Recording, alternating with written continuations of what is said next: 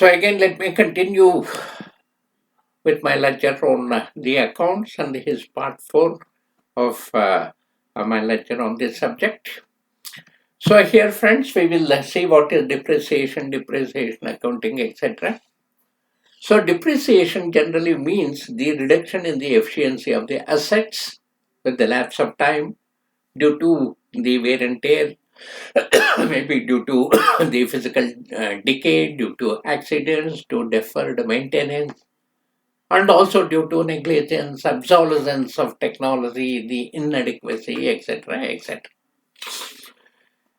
See, coming to depreciation accounting, the assets, as defined under accounting standard 6. So, assets for the depreciation purpose, they are different from the other assets. So, assets for this purpose, they are those which are expected to be used during more than one accounting period, number one, and they have got a limited useful life. So more than one accounting period, but still they have got a limited accounting life. It may live for another 10 years, 15 years, 20 years, but it has a limited use. It has got depreciation, it has got wear and tear. And it is held for use in production or for the supply of goods and services, and for giving it to rental to others or for the administrative purposes, and it is not for sale in the ordinary course of business.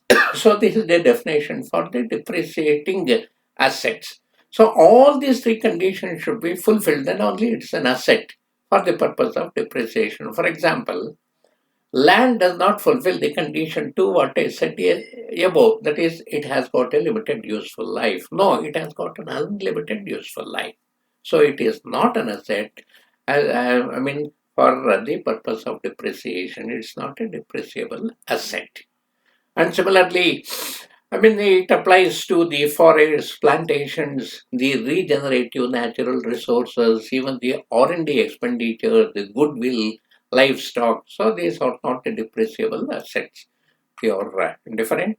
So the land and buildings, they are separable assets with unlimited and limited lives. So the building on the land, it has got limited life, whereas the land on which the building is constructed has got unlimited life. So depreciation is the cost less the estimated residual value. So that is the cost minus the historical value or the current value or the realizable value or the present value of the asset. So historical cost, it includes the acquisition cost, the installation cost, the commissioning costs, etc.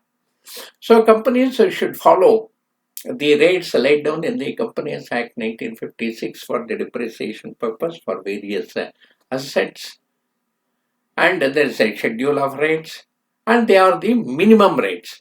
So it should not fall below that. But as a company policy, if required, you can also, depending on the use, nature, etc., you can have a different rate more than that also.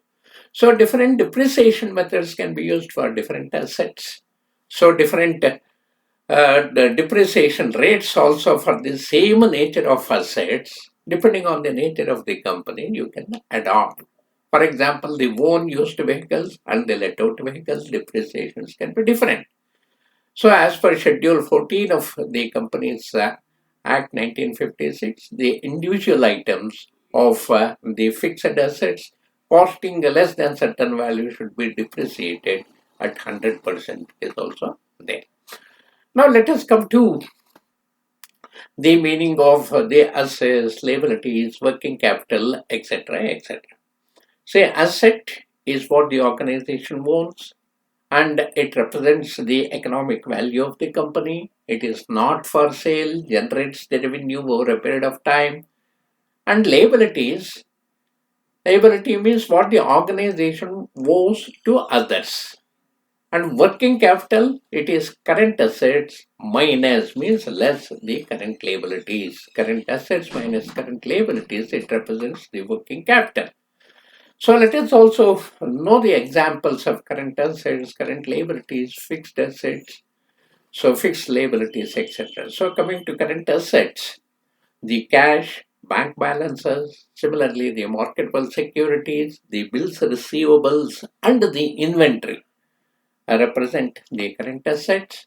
And coming to the current liabilities, the OD and the tax, the dividend, the short-term loans, the bills payables, they are all the examples of current liabilities. And coming to the fixed assets, the office equipment, furniture and fixtures, the plant and machinery, vehicles, civil works, computer, hardware, software, are the general examples of the fixed assets. And fixed liabilities means long-term liabilities, like the grants in aid, the long-term loans, the debentures, also the bonds, mortgages, etc. are the examples of the fixed liability. And coming to assets, there are intangible and the assets also.